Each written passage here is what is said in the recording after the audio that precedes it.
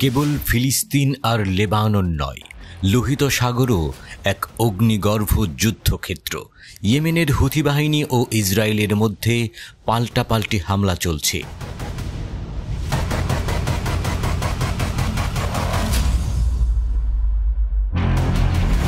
গত কয়েকদিন ধরেই হুথি বাহিনী ইসরায়েলের সামরিক স্থাপনার উপর ড্রোন হামলা চালানোর দাবি করেছে। হুথি সামরিক মুখপাত্র ইয়াহিয়া সারি জানান, তারা তেল আবিবের জাফা অঞ্চলে ইসরায়েলি সেনাবাহিনীর একটি সামরিক লক্ষ্যবস্তুতে হামলা চালিয়েছে। ওই হামলায় 4টি ড্রোন ইলাদ শহরে আঘাত হেনেছে। তেল আবিবের নিরাপত্তা ব্যবস্থা নিয়ে উদ্বেগ সৃষ্টি করেছে। হামলার ফলস্বরূপ ক্ষয়ক্ষতি বা হতাহতের খবর পাওয়া যায়নি, কিন্তু বিস্ফোরণের শব্দ শোনা গেছে। স্থানীয় জনগণের মধ্যে ভীতি সৃষ্টি করেছে। এই উত্তেজনার মাঝেই হুথিরা দাবি করেছে তারা একটি মার্কিন MQ-9 রিপার ড্রোনকে ভূপাতিত করেছে।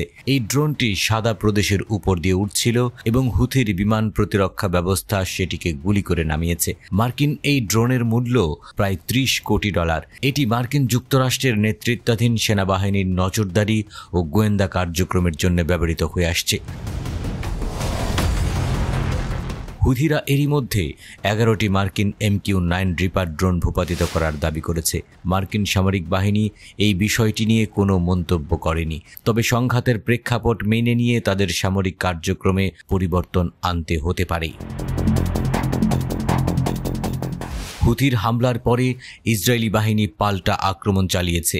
তারা ইয়েমেনের আল হুদাইদাহ প্রদেশের বেসামরিক স্থাপনায় 17টি বিমান হামলা চালিয়েছে। এতে অন্তত 4 জন নিহত হয়েছে। এই হামলার পেছনে ছিল যুক্তরাষ্ট্রের সমর্থন। ইসরায়েলের সেনাবাহিনী জানিয়েছে, হামলার লক্ষ্য ছিল ইয়েমেনের রাস ইসা ও হুদাইদা সমুদ্র বন্দর। এই পরিস্থিতি নিয়ে আন্তর্জাতিক মহলে উদ্বেগ বৃদ্ধি পাচ্ছে। রাশিয়া ও অন্যান্য দেশ এই সংঘাতের গভীর প্রভাব নিয়ে উদ্বিগ্ন। তারা যুদ্ধের বিস্তার ও এর মানবিক প্রভাব নিয়ে চিন্তিত।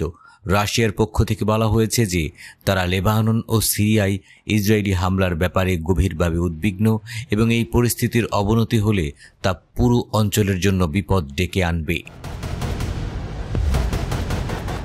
গাজার সংঘাতে গত বছরের অক্টোবর থেকে 41,000-এরও বেশি ফিলিস্তিনি নিহত হয়েছে, যার মধ্যে অধিকাংশই নারী এবং শিশু। হুথিরা এই পরিস্থিতিতে নিজেদের অবস্থান প্রতিষ্ঠা করতে চেষ্টা করছে এবং গাজায় ইসরায়েলি হামলার বিরুদ্ধে ফিলিস্তিনিদের প্রতি সমর্থন জানাচ্ছে। তাদের মতে, ইসরায়েলি আগ্রাসন ইয়েমেনি জনগণকে ফিলিস্তিনিদের বিরুদ্ধে লড়াই করতে বাধা দেবে না।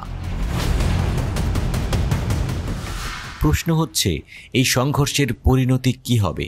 আন্তর্জাতিক মহল কি পরিস্থিতি নিয়ন্ত্রণের পদক্ষেপ নেবে? ইয়েমেনের হুথি বিদ্রোহীরা কি তাদের হামলা আরও বাড়িয়ে তুলবে?